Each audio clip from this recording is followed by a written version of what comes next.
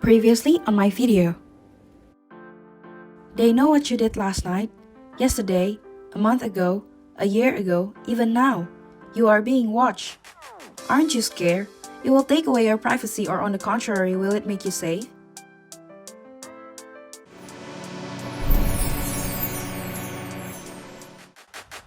Hey guys, welcome back to my YouTube channel. In this video, I will give a further explanation of the previous video about surveillance by giving some examples. Are you guys curious? Stay tuned!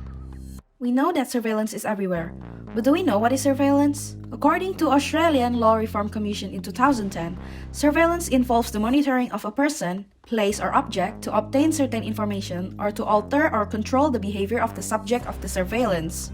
As I mentioned before in the previous video, surveillance technology has its advantages and disadvantages. This time I will give some examples of each points. So let's start with the pros of surveillance technology.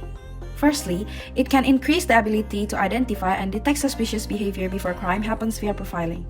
For example, I am working as a cashier. My job is collecting payments whether in cash or credit. There is a CCTV exactly above me, which can help the boss to watch the staff from the monitor room or by mobile phone. Therefore, the installation of the CCTV will make the staff lower their intention to take the money or stealing some fruits and veggies. Moreover, it can give potential to review evidence once it has been recorded. For instance, if a man steals something from a supermarket, the CCTV recording can be used for evidence to report it to the police. Thus, it can help the police to catch the criminals. Furthermore, it can help improve public safety. For example, the installation of the CCTV in every bus, tram, and train.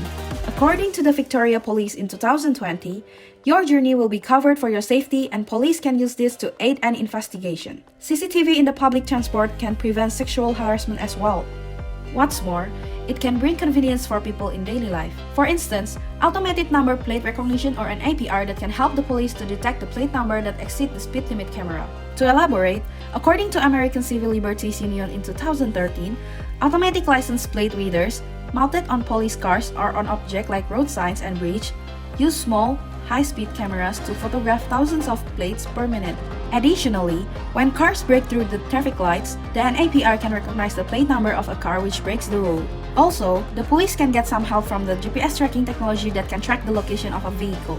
The GPS tracking can help the military to track the bomb. Besides, the use of facial recognition can also help the police to detect the driver's face who drives the car. Hence, the driver will think twice before violating the traffic regulation because there is a footage of the driver's action.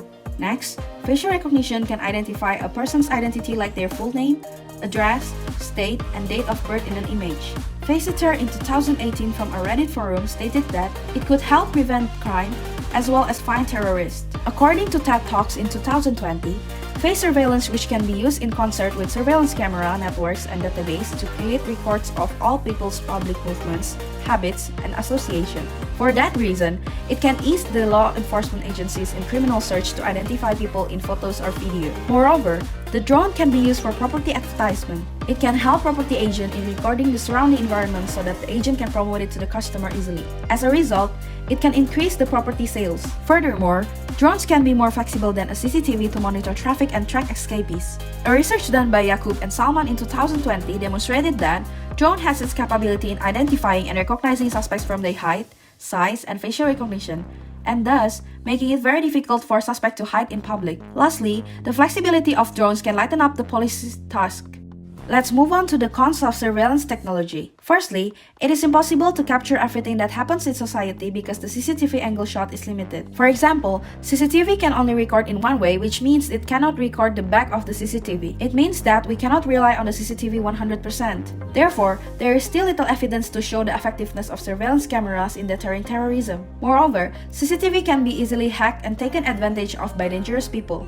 As a result, the dangerous people will use it for their own purpose. Furthermore, there will be discriminatory effects emerge. For example, according to American Civil Liberties Union in 2013, discrimination can exist in deciding where to place the camera. They also argued that, in the UK, law enforcement agents installed over 200 cameras and license plate reader in predominantly Muslim suburb of Birmingham. As a result, the discrimination can happen based on the action of the law enforcement toward people's ethnic, racist, and religious. Again, an ANPR can track whoever the law enforcement wants to track. This could be the boss, girlfriend or boyfriend, friends, enemies, and others. As an example, American Civil Liberties Union in 2013 stated that license plate reader system allow law enforcement agents to enter license plate number manually and then receive automated alerts on those plates. Therefore, if the law enforcement misuse the ANPR, it can be easily abused for personal purposes. Next, GPS tracking signal is influenced by the atmospheric condition. Thus, if the atmospheric condition is bad, it can be hard for police to track the criminals or terrorists.